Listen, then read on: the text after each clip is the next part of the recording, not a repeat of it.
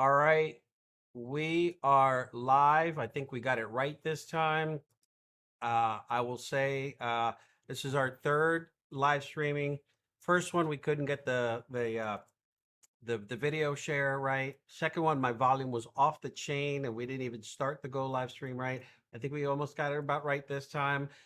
Thank you for joining Elite Leadership, the live streaming webinars and meetings.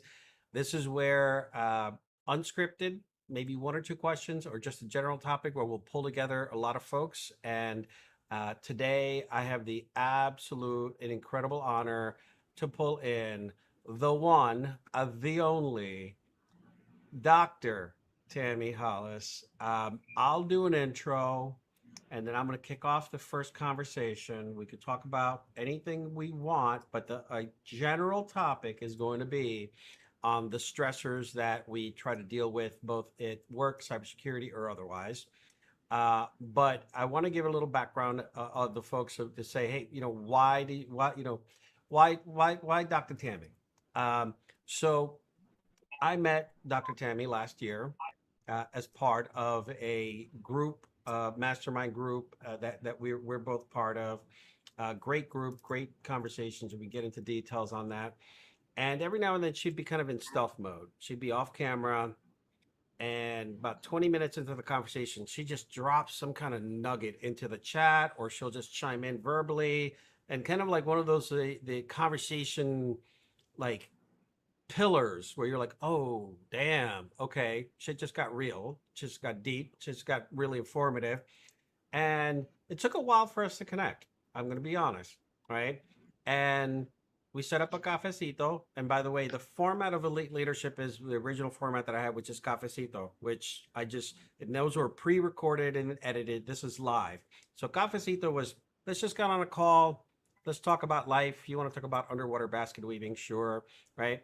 So I remember that it was a Monday. I don't even have to look it up. It was a Monday. We had like a 10 o'clock call, and usually they're half an hour. And at like 29 minutes, I'm like, oh shit, I need to talk to you again today. And we set up like another one, like around 2:30, my time here Pacific.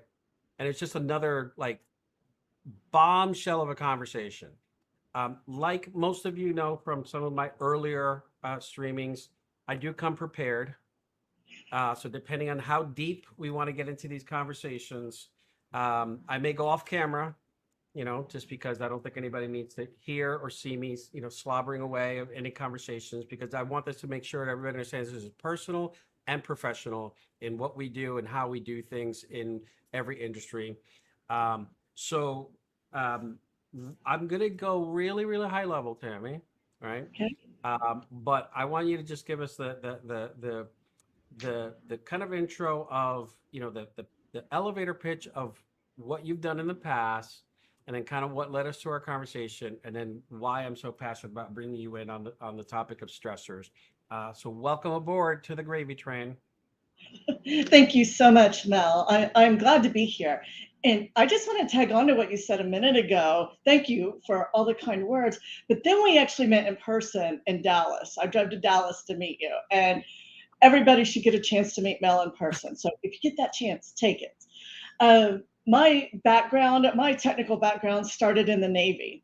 So I was in the Navy, learned electronics and electricity, and ended up working on submarine periscopes. And so that was pretty interesting, and just continued to parlay that into the IT field over the years. And I've never been what I would call super technical. I've usually been on a project side, but I was always technical enough to hold my own and usually surprised people. And I got the chance to move into cybersecurity, and I was just looking, it's been about 7 years ago now. And that was it's become my passion. And so you asked me to talk about why we're here today. In one of those Monday conversations, Mel did not know about my research. And I started talking with him about that. And so, for those of you who don't know, I had my own experience with incident response and watched my team also and what they experienced. And it made me really curious if others experienced the same thing or if this was a one off situation. So it's what I did my doctoral research on. And when Mel found out that's what my research was on, we've been pretty close ever since.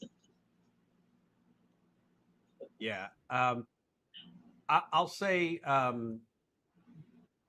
there's calls that you get on which are super, let's exchange career goals and paths and how do we help each other. And then there's calls that start that way and end in tears of joy and receiving and just and that was literally the first couple of conversations we had. And I love the fact that I happen to be heading down to Houston and Dallas and all these other wonderful trips that everybody makes fun of me. And then every time I'm like, wait, I gotta ring people up. I gotta text people. Where you at? Where, can we meet? We did get a chance to meet. It was incredible. And everyone I talk to in a situation like this just inspire me to keep doing what I'm doing.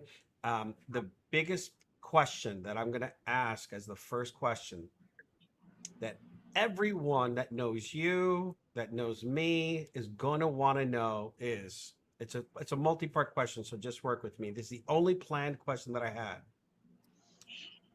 Number one, what are you growing in your backyard? And then number two, can you smoke it? I love it. I love it. Um, Boy, what am I growing in my backyard? I have tomatillos. I have about 5 varieties of tomatoes. I have 4 varieties of squash.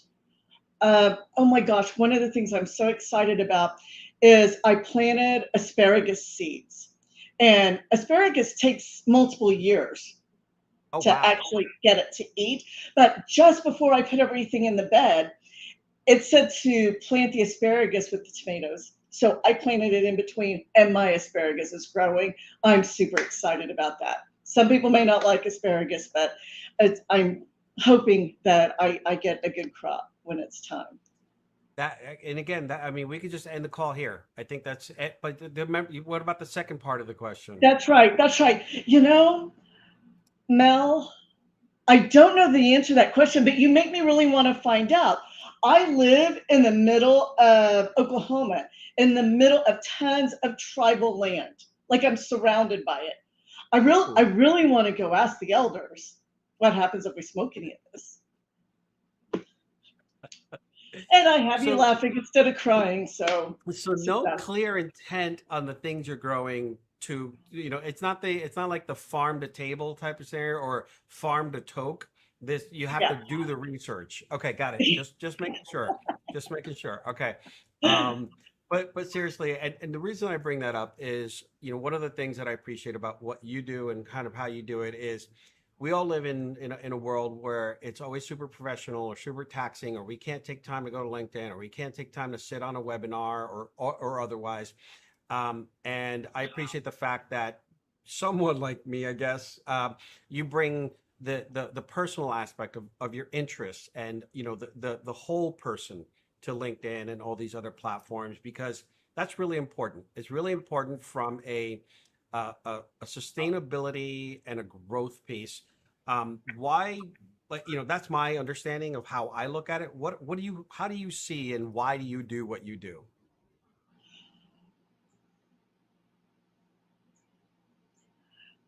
I am who I am, and that's the only way I know how to be. And so I think the older I've gotten, it is super important to me to just be that. I felt like there were pieces of me that I had to hide or that I had to tuck under my hat or whatever the case may be for whatever situation I was in.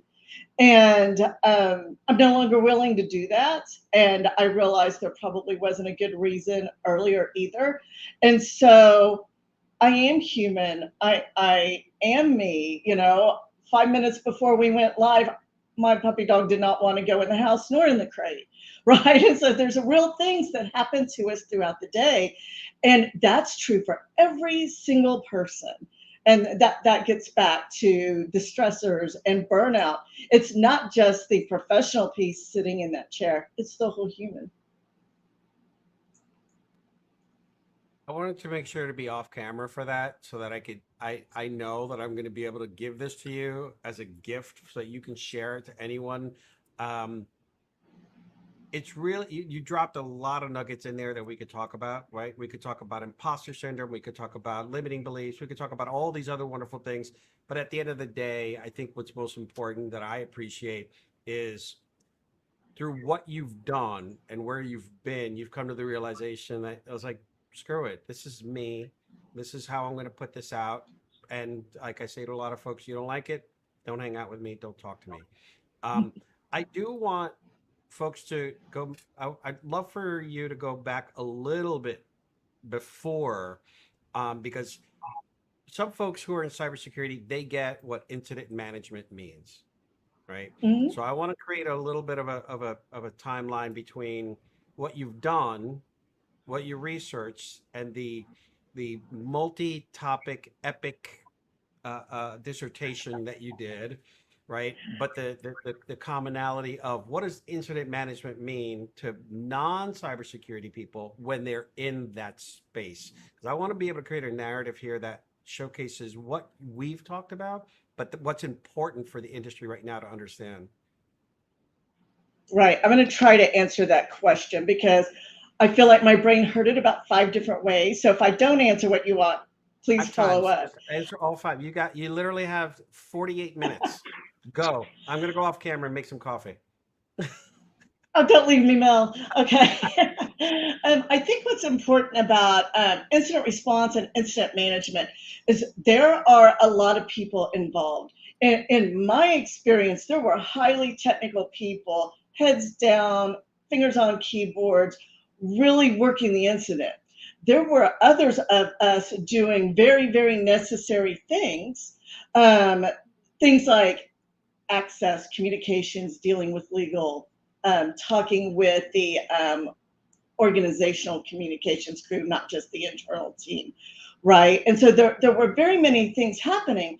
And one of the other elements that came to mind when you asked the question was one of the things I saw that came through loud and clear in the interviews that I did with incident responders.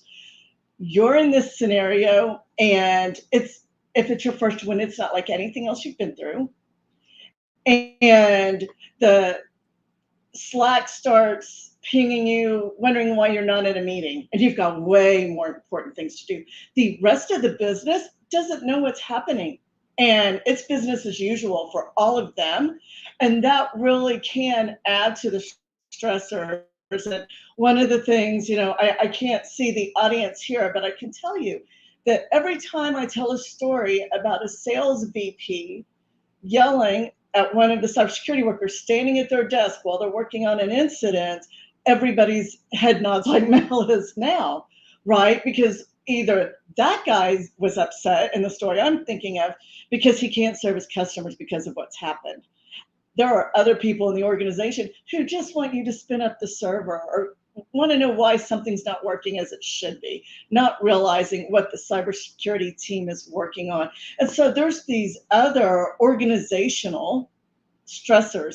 And so if you've seen my LinkedIn posts lately, almost every day there's some element of organizational versus operational.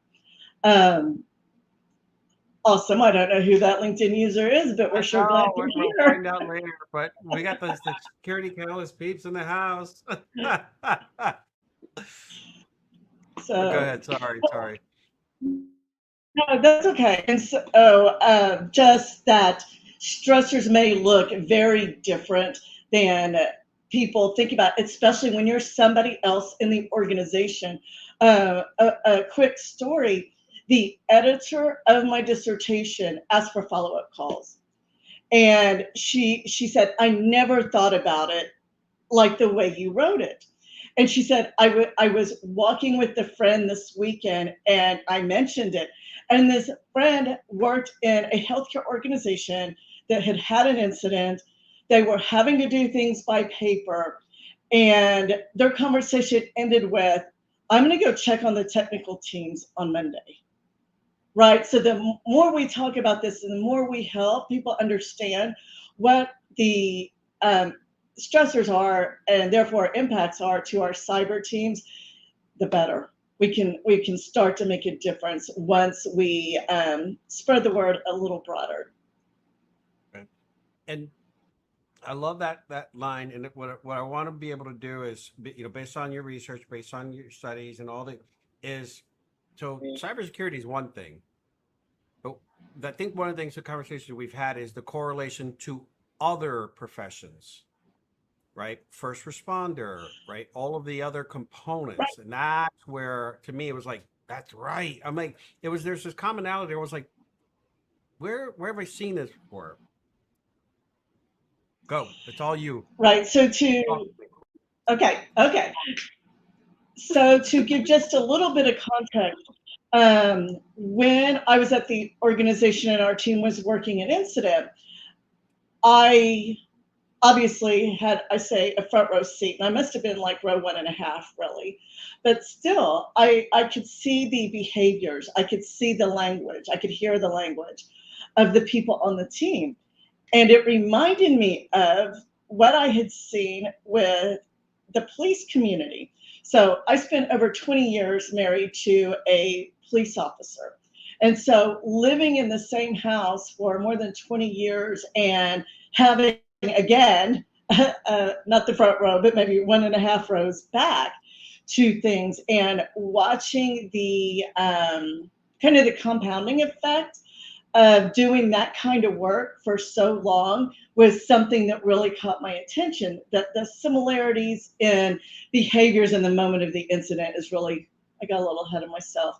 Anyway, that was part of why I wanted to do the research. There was a moment in the incident where a director was asked how he was going to accomplish something once our once identification had happened.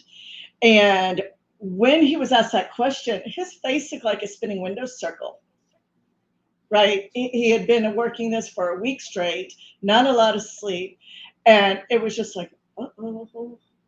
And that's where I was invited to the conversation. And so, again, it made me wonder, is it like this for everyone, or is this a one off? And in my dissertation, one of my research questions was, how does cybersecurity incident response work compared to traditional first responder work?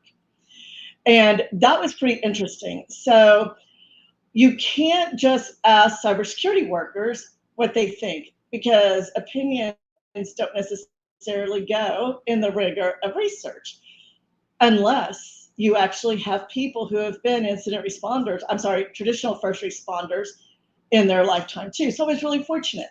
And I had 5 of those people, 4 that had been either firefighters or police officers first and maybe cybersecurity, or 1 had been in cybersecurity first and then moved to a law enforcement role. And so they shared a lot of the same thoughts. The first thing everybody says, oh, this isn't life and death, right? Nobody's going to die. So, let's not even talk about that. There was a lot of, they're heroes. Let's not think of it that way, right? And absolutely respect our traditional first responders. But what I will share with you is, I had people say, from the stress in the environment, I'm just as likely to die in my chair as I would have been on the street. So this is somebody who had done both. He went on to say that the effects on the psyche are the same. So I had another gentleman that said they're not the same. All you have to do is have to give a death notification once. In cybersecurity, you're not going to do that, right? So once we got away from those, jump in. Jesus. Yeah, these were amazing, amazing conversations. But then we talked about, they're the same in the sense of it triggers the same response, right? So affects the psyche the same way. But as they continued talking, we identified some differences, and I don't know if I'll list all of them here or not. But one of them is the type of training, the licensure, the leader. So if you think about people who end up CISOs, and we've seen some of these in the news lately that don't have a long history in the other services. Usually, that leader has come up through the ranks, right, and has decades of police experience or fire experience. Um, and those are just some of the things. The police fire, all you have to do is turn on your TV and the news helicopters are up showing you live what's happening at the latest incident. That doesn't happen in cybersecurity. They're not working in real time. They are working in a clandestine environment. I wish there were better words, because sometimes we take these words that come from the military and don't necessarily mean them with the same emphasis, but there's not necessarily a better word. So, and that's part of it too. When you're working in this clandestine environment and you're not talking about what you're doing, you don't have an outlet, it can become isolating. And isolation is one of the three dimensions of burnout, if we look back to Maslow's original definition of burnout. Right. All right, everybody take a deep breath, because we're all recalling and going through our PTSD of all of our past events and trying to figure out a question or a comment that we're going to add. And you talked about a couple things that I want to let you pick which angle you want to go in. And one is, which immediately came to mind, was, so we talked about first responders and cybersecurity, and then towards the tail end, you circled right back to veterans. Mm-hmm. Right. So that's one angle where, additionally, bringing that mindset and that experience to say, oh, this is a normal day, but it's not a normal day, right? Your mindset is completely different. You're still going through the stressors. That's one. Two, I think the life or death piece gets compounded, right? You're working for a tech company. Yeah, it's not really life or death. You're working for a hospital in cybersecurity, it's life or death, right? So now you have an exponential piece. Take any angle, go. I think I'll start with the veteran one, because I've been pondering this one for a couple of reasons lately. In my group of participants, there were people who were veterans. They often were a part of third parties, because my group of participants had people who were on cybersecurity teams internal to organizations, but there were also participants who were external third party companies that you would call in when you had an incident. And so when I think back to those participants, one of their experiences with an incident was nothing like anybody else's. When I looked at that data, they were buttoned up, they were trained, they were ready. They didn't, he actually said it was like another day at the office, because it's what they did. So there is that. The other places I felt like I heard veterans were, especially if they had special forces training, that they could actually handle those stressors because they had the training they had. However, in one of those scenarios, it was the lack of one of the leaders in that situation to manage the incident, and a different team member had to jump in. So just because you have that training doesn't necessarily mean you're prepared to handle it either. And then I had other veterans that said without a doubt their military training helped them better be able to work these incidents. So one of the things that I've been thinking about is two thoughts here. I think there's some really great research coming out on this specific to veterans. I've seen some in progress posts on LinkedIn, and I don't know enough about them to speak any more so than that, but I'm excited to see where that's going. The other thing is, it made me wonder about my own experience, right? Because I can be pretty calm and cool under pressure. I am a run towards it person, not run away from it person. And I got to thinking about what training did I have? And and obviously I wasn't special forces at all. I was just run of the mill enlisted person. And I don't recall any specific training about how to deal with the stressors other than one of them's a very personal story. Um, so in boot camp, companies line up outside of the chow hall to eat. And they let companies in one at a time, kind of stagger them.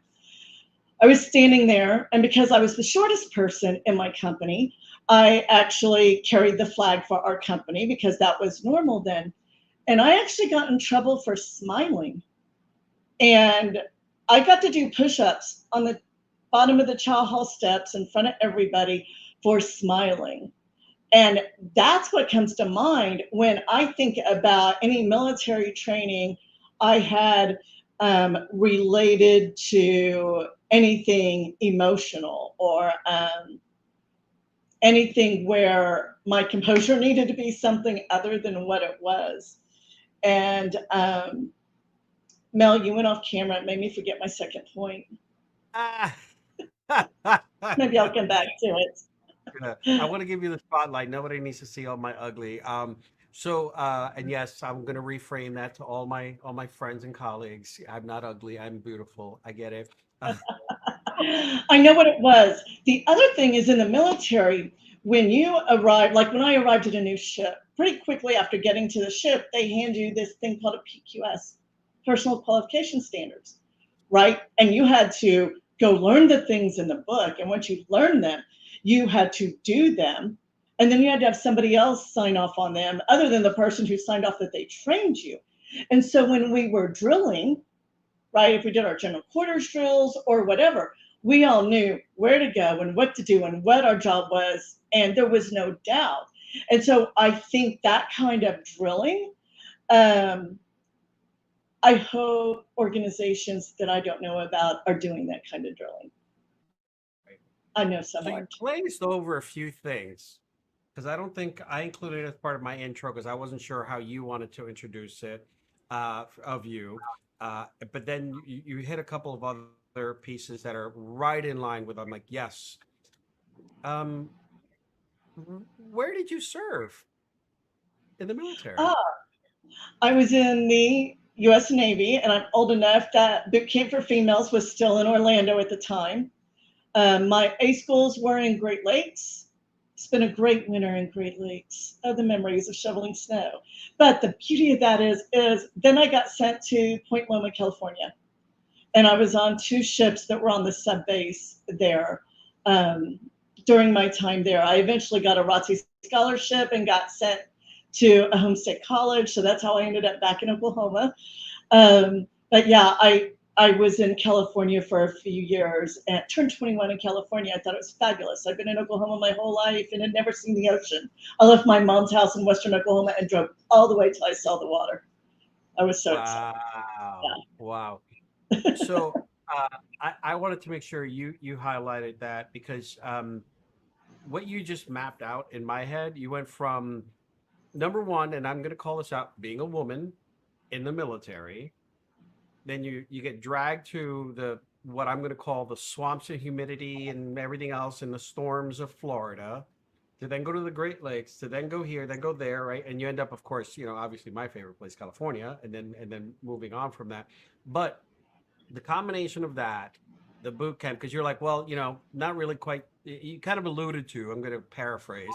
Not really quite sure, why veterans are. And I'm like, boot camp alone should ready you for the kind of stressors that you would see in the real world, right? Because just like you said, you can't even smile, right? So to me, like there's already a level up beyond level up when you just even if you can make it through most of boot camp and you still fail, you still have a set of core values and discipline that you've had to learn to get through that. You go any further than that, there's that repeated um even though as much as I hate command and control, right? But you have that repeated level of respect and that kind of that endurance to be able to absorb anxiety right? At different levels. So I mad respect for any veteran at any level. So that's one. But two, to wrap it around to what you just said, you practice, right? You went through drills, you went, right? And that's exactly what Mhm. I would love, folks like Peter and everybody else who we're trying to get a lot of the community to do, right? It's table topics, is get everybody through the anxiety component of, oh shit, Right. the inferno's on fire. We've never done this. Okay, but we've practiced this, we've done this, right? So from an incident response standpoint, talk to me about training and kind of the ideas and everything else.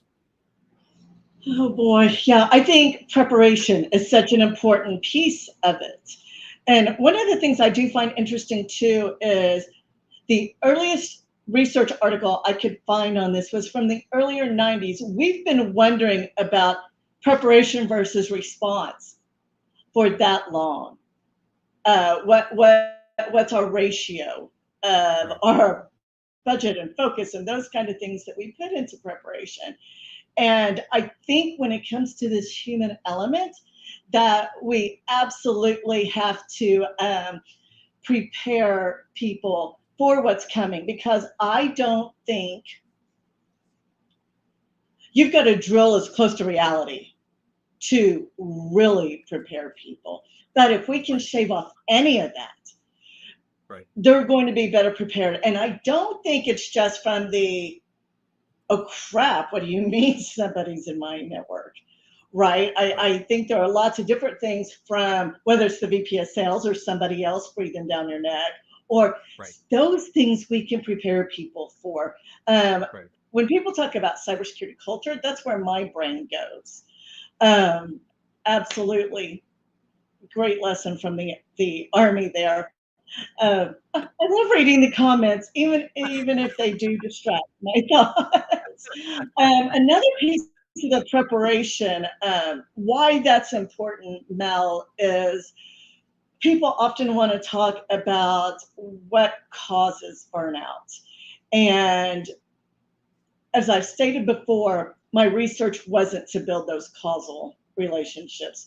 My research wanted to know what was real and what people really experienced, because that didn't exist in the academic community.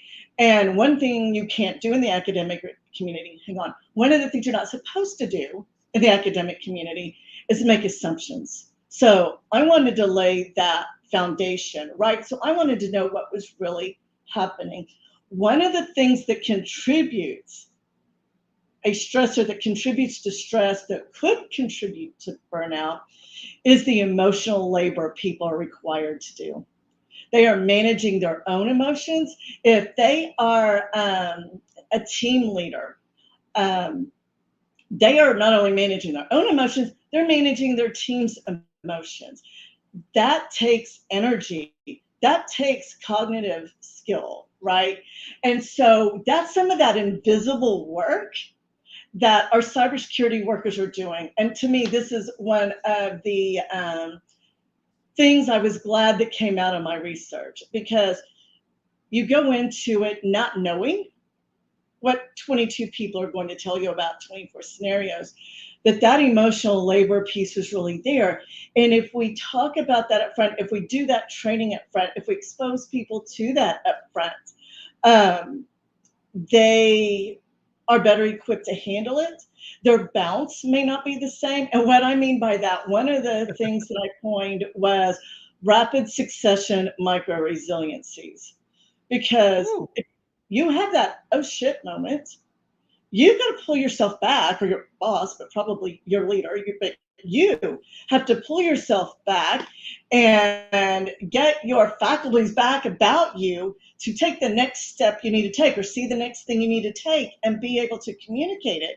Well, that happens over and over again, especially early in an incident, and even further. And so now I've just talked about invisible work that takes resources from our people, in addition to the things we know about. So that's one of them. There's another one. What happens in those scenarios, and sometimes it is at the same time they're displaying these micro resiliencies, is they're improvising. So when an incident happens, especially if it's your first one, a lot of people don't go, oh, I know what that is, let me fix it. If they didn't, likely wouldn't be an incident, right? Right. And so what people continued to tell me about was they described the improvisation steps that they went through. And so they get notified. Then they have to make sense of what they've heard. Then they have to use their situational awareness to develop the step they're going to take. And that makes up an improvisation process. And in all of those, tacit knowledge is needed. And when improvisation is happening, you don't see the things I just described. They're happening in that person's brain. And that is cognitive demand again and taking resources. So is another invisible stressor that our cybersecurity incident responders face. And think about that. We think we know what they're doing. And what's interesting is until we had our conversations, some of them didn't even realize they were pouring themselves into these activities also. So I think that's one of the things that's really important for me is to help people make sense of what they're experiencing, but also help shine the light because I don't think it has to be this way. So imagine improvisation training and the ways that could be done with our teams. And another story just came to mind. I've seen lately on LinkedIn people talking about the cybersecurity escape room type thing. And Okay. so I don't know if you're familiar with escape rooms, but our cybersecurity team went to one of them as a team building. And it was fabulous, if I do say so myself. I thought it was really neat because you could even watch people then. Is there somebody that is going to assign people to the different task in the room, right? Because to solve it, there's multiple tasks. Or are people going to gravitate to what interests them or what they're good at? And one of the things that comes to mind, was working on a set of numerical locks, and people are working around the room. And my boss said, "You've been at that, switch out." And I'm like, "No, I'm almost there." Within about a minute and 30 seconds, I had it. And to Right. me, that said a lot about our team because if I had switched out, somebody would have to start over. I knew Right. everything I'd been through to solve Right. that.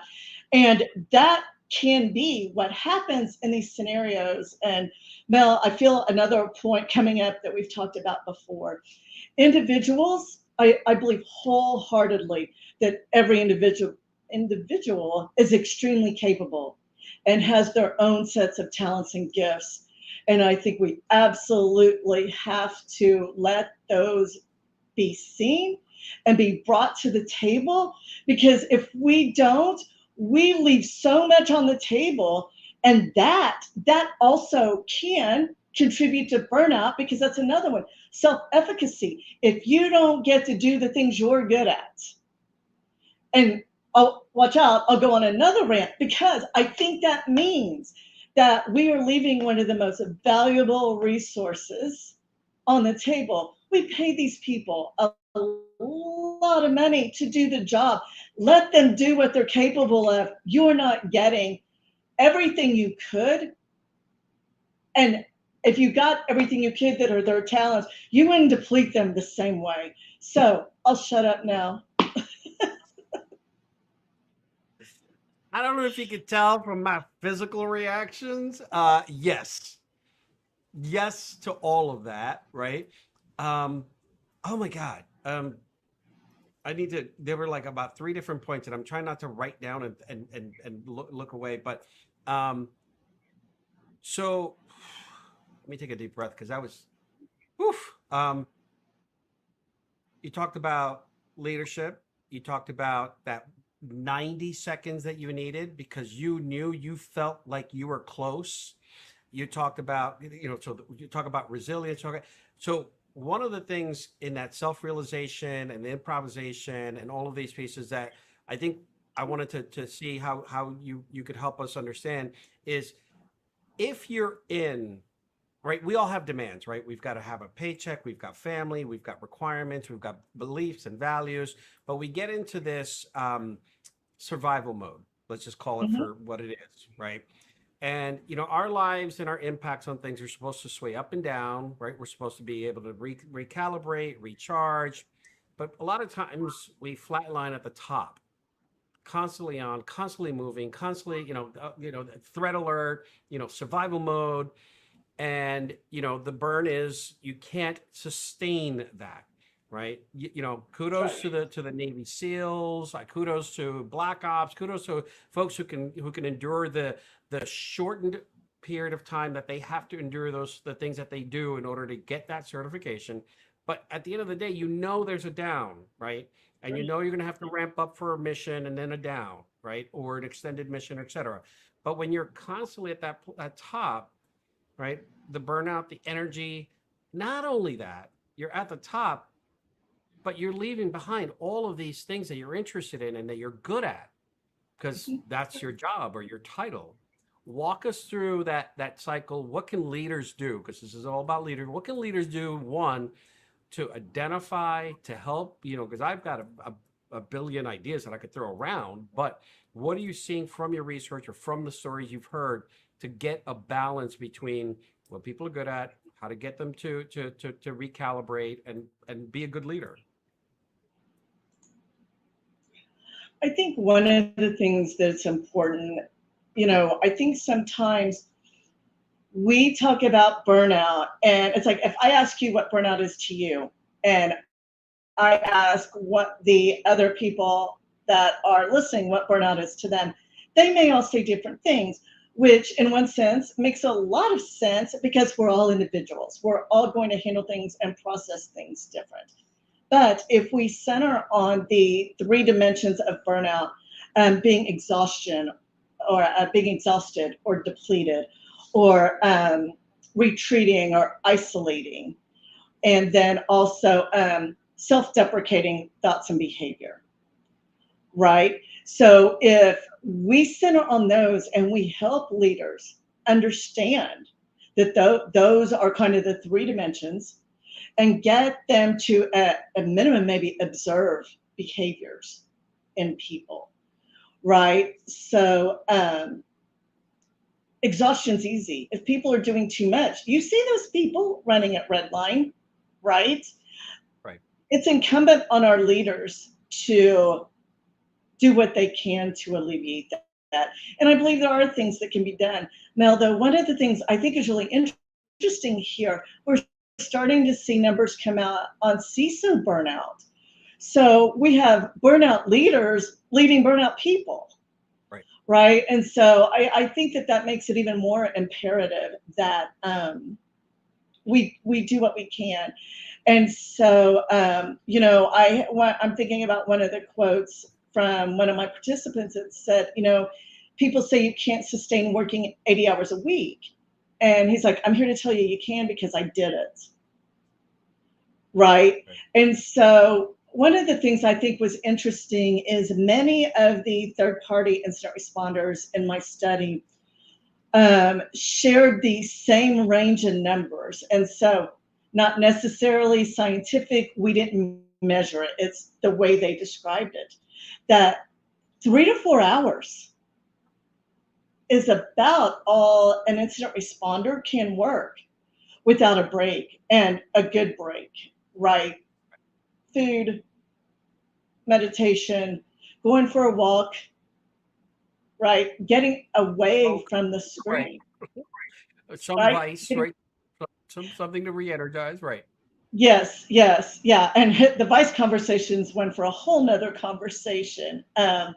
We think about isolating or retreating. I had one person say, I never really wanted to work in cybersecurity again because they said they were burnt out before their incident. Oh shit. Yeah. Yeah. And so when you have somebody that you start to see them get cynical or jaded. You hear it in their language. You see it in their body language. our leaders can see that. And so then there's an opportunity. Um, you know, hearing somebody say, I'm going to miss the third soccer game in a row, may not seem like it means anything, but please, our leaders need to pay attention to that. And then people working incidents and thinking, I don't have the skills for this. You know, I had one participant that was hoping to be promoted into a leadership role and was told he wasn't ready until that incident happened. And who did they turn to? And he delivered like a rock star, but that was always in the back of his mind. They don't think I'm good enough. Am I doing this right? What if I mess this up too? And always second guessing his skills. And I've seen this. I've actually seen this personally too. These people leave the organization because they don't think they're viewed favorably. And so, sometimes people think that I have many different angles on this one, that people get fired when there's an incident. There have been some that have. Early on, it was find a scapegoat if you want to keep your job, if you're a leader, right? I see you agreeing with that one really well. Yeah. And then you have these people that aren't let go, but they carry something. That'd be a whole interesting research study too. They carry something where they don't feel they're ever viewed as well as they were before the incident. And, one of the third party responders that I interviewed said, no matter what, don't fire your people who've been through an incident. They have experience they can't get any other way. And so I thought that was great advice. And so you asked me what the advice was to leaders. We can leave it on that one if you want. Support your people before the incident, during the incident, and do not let them go just because there was an incident.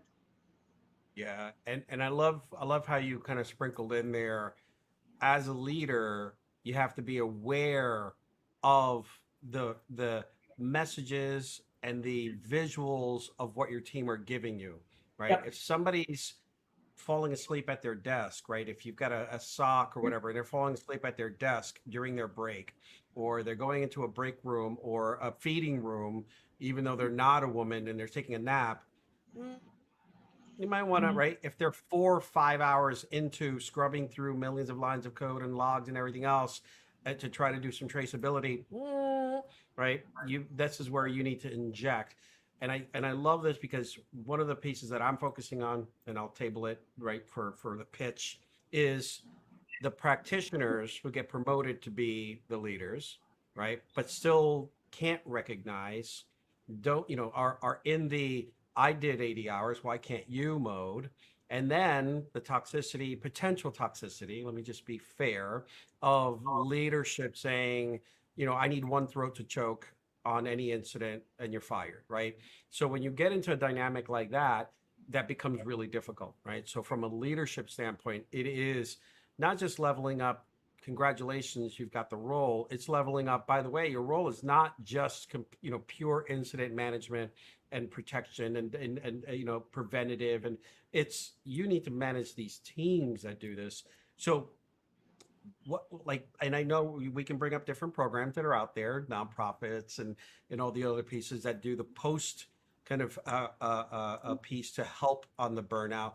But what are you seeing from industry or otherwise, and research that you might be doing that one can help leaders? Again, I'll leave the selfish pitch alone, but can help leaders, or that are one, if you're getting into it, but also if you're already in it and you're seeing it now that you're hearing it more, like, shit, my teams are really depleted, I need to figure something out, because we all know resourceful issues, blah blah blah. So walk me through anything that you've seen or that came across in your research or otherwise. Right. I think that one of the things you're mentioning, and you mentioned post, but I'm seeing an organization, the same organization, using mindfulness and meditation type techniques um, in a preventative way, or in a way before an incident happens. It may not be preventative, right? But to Right. bring them back to center and help them process through it, I think is important. I think earlier I touched on the isolation element.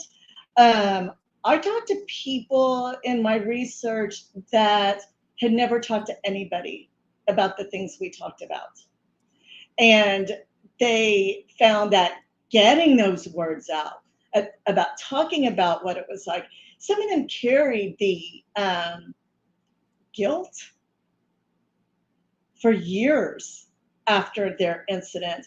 And so Yep. I'm seeing some of the coaching for individuals and teams and helping them process through it really make a difference. And I'm spending some time there now.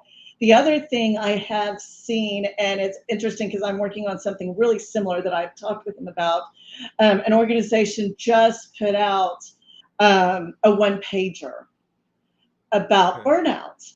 And what I'm working on takes a step further, kind of some of what we talked about here, but also some questions that can be asked of leaders and leaders can ask of their team, right? And so if we have those type of questions, they get a sense of where their team's at.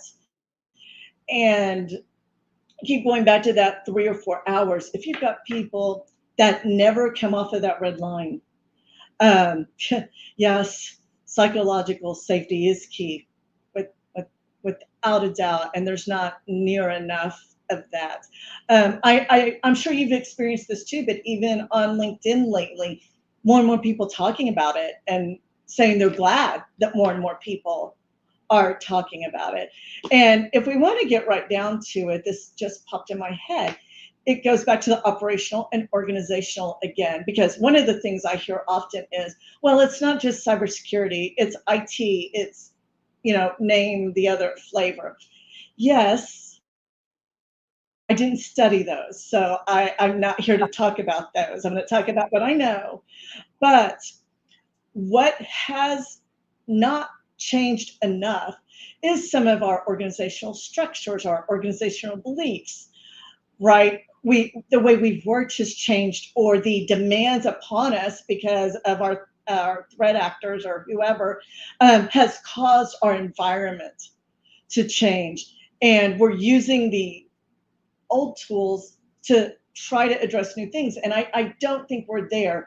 And so we've got to do some things at the organizational level, because Right. this is risk management, right? If you hear somebody that is redlined all the time and an incident happens, you're not going to get the same performance out of them. You don't know how many more times they're going to iterate through the improvisation cycle.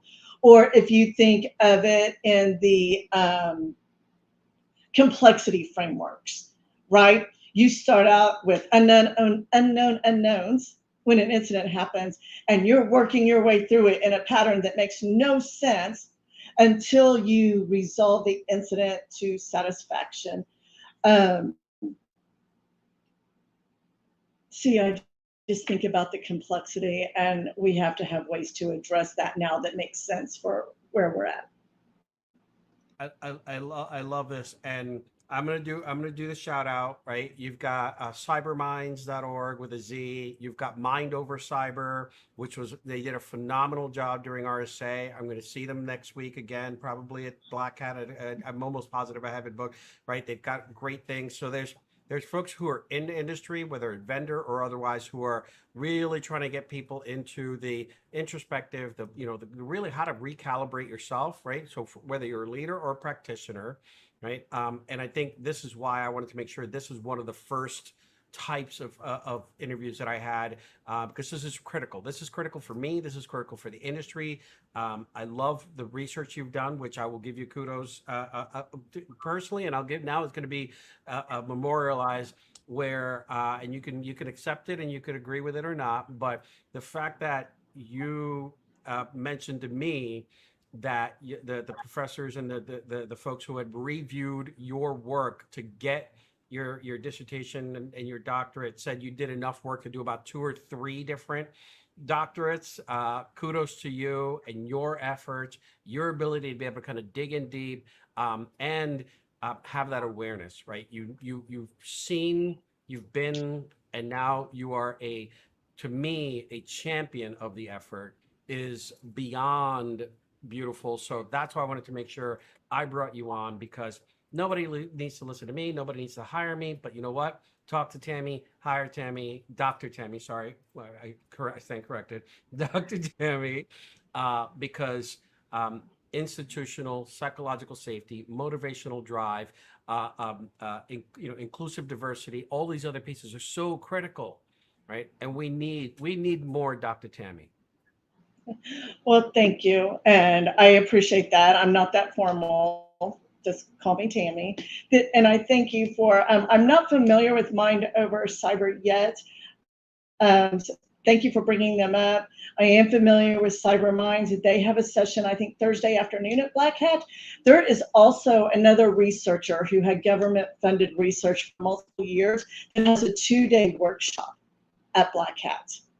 And so I don't have the name in front of me right now, but you can see that this is finally getting attention. And I guess what I'd like to leave you with, because I can see that we're close to time, is people talk about not having enough people in cyber. And so whether you believe the reports out there about the numbers or not, that isn't part of what the point I want to make. My point is that we have people in cyber now, and we need to keep them. My company name, the Tiaki Group, Tiaki is a Maori word for conservation. And so conserving the people that we have in cybersecurity is one of the most important things that we can do. And I believe that's my life's work for the rest of the time I have. I love it.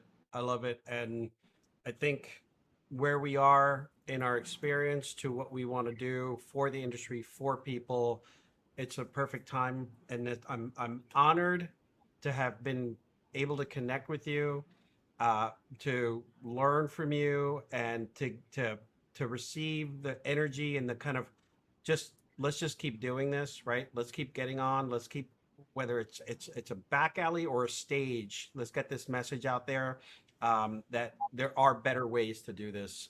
There's research around it. There's concepts around it. We can all pull together to try to help each other out. You're not alone. It's okay to be vulnerable. All of the other cascading pieces on the isolation and everything else, because that is really one of those hard things. And there are plenty great groups that are cybersecurity, great sessions, great Slack channels. But being able to say, hey, I'm effing stressed. I have no idea how to do XYZ. They're putting pressure on me. We keep getting slammed, right? It's okay. And I appreciate you for more than you'll ever know. To everyone who's out there, I will be at Black Hat. I will be at DEF CON. I will be at B-Sides. I'm going to be at a couple of other events throughout all of next week. We're also going to be doing live streaming all next week. Find me. You might find me in one of my audacious outfits or just in general. But find me. We'll do a live stream. We've got a few booked. We'll do impromptu ones. Tammie, I don't know where anybody can catch you next, but if you want to plug something, go for it. Let's wrap this up with the one and only Dr. Tammie. Well, thank you for all the kind words, and I feel the same way, Mel. It's a pleasure to work with you, and the things that you're doing, because we really do want to make things better for the people doing this work. And I just want to say part of the driver in this for me is like I said, I watched 20 years of what this does, what first responder work does to a human being. And I don't want that to happen to our cybersecurity workers. That is a huge motivator for me. And so it's easiest to catch me on LinkedIn these days. I have about 3 requests in my inbox right now, so I don't know which one will get scheduled first. I do want to say that I'll be adding a Calendly link, because I have 3 mentor spots and 2 coaching spots that have opened up. And if you're in a position like Mel said, where you are stressed out and you've hit the wall, show up in my DMs. We'll jump on a call. Thanks again, Thank Mel. you. It's been a pleasure talking to you I today. cannot thank you more than I already have. We're going to continue to follow up. We're going to continue to work with Peter and all these other different groups. Just really for me, I think all of us should continue to keep connecting, DM, reach out, and doing this type of piece just to get it out there. This is going to be memorialized. We could add comments and links right to the chat, right in LinkedIn, YouTube, Facebook, and Instagram. So thank you for joining me on one of my first few live streams, and it's an honor to know you and be with you here today. It was my pleasure and also an honor. Thank you. All right, I don't have an outro yet because we're low production around here, so we're just gonna cut it. Thank you, everyone. Stay awesome. Thank you, Sasha. Bye.